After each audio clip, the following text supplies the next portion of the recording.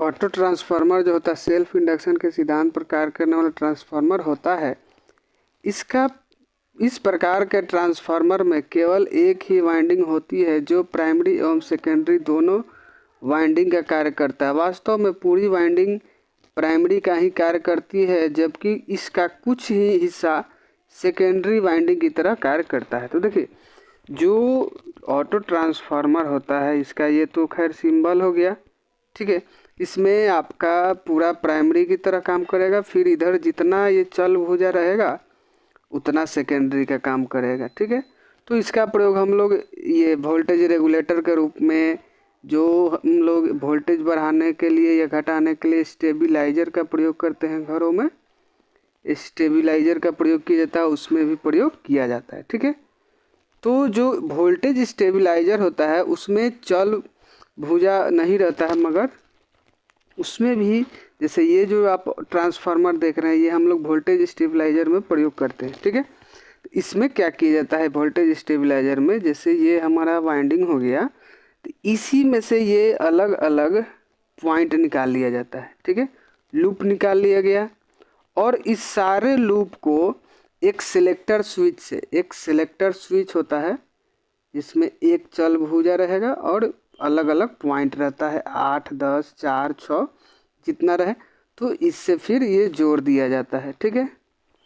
तो जोड़ दिया जाता है और जिसकी सहायता से फिर हम इस ऑटो ट्रांसफार्मर से वोल्टेज का मान घटाते हैं या बढ़ाते हैं, ठीक है। तो ये जो ट्रांसफार्मर है ये भी ऑटो ट्रांसफार्मर है, इसका प्रयोग हम लोग वोल्टेज स्टेबिलाइजर में करते हैं। तो वोल्टेज स्टेबिलाइजर वाला जो ट्रांसफार्मर होता है उसके ऊपर चल भुजा नहीं रहता है, चल भुजा नहीं रहता है। उसमें क्या किया जाता है कि वाइंडिंग से टैपिंग निकाल के और सिलेक्टर स्विच से जोड़ दिया जाता है, ठीक है। सिलेक्टर स्विच से जोड़ दिया जाता है।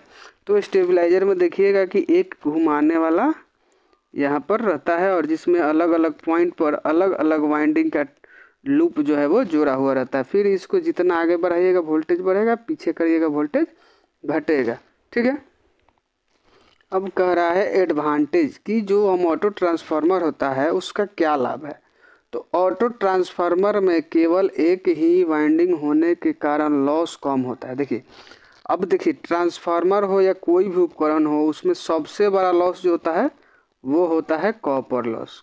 कोई भी उपकरण में सबसे बड़ा लॉस, ट्रांसफार्मर हो, मोटर हो, जनरेटर हो, सब में बड़ा लॉस होता है कॉपर लॉस, और आयरन लॉस जो होता है वो बहुत ही कम रहता है, ठीक है। तो अगर हम एक ही वाइंडिंग प्रयोग कर रहे हैं तो कॉपर लॉस का मान कम रहेगा, तो लॉस का मान क्या होगा, कम होगा। तो लॉस जब कम होगा तो ट्रांसफार्मर का या मशीन का एफिशिएंसी ज़्यादा रहेगा, ठीक है। तो वही कह रहा है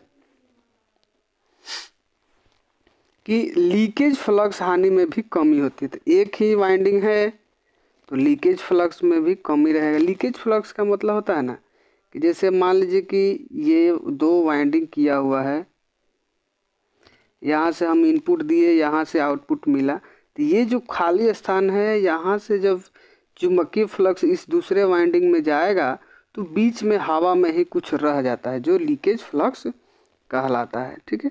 तो ऑटो ट्रांसफार्मर में एक ही वाइंडिंग रहता है तो उसका कम मतलब लॉस होता है। यूज मतलब कि उपयोग कहाँ करते हैं तो ऑटो ट्रांसफार्मर का।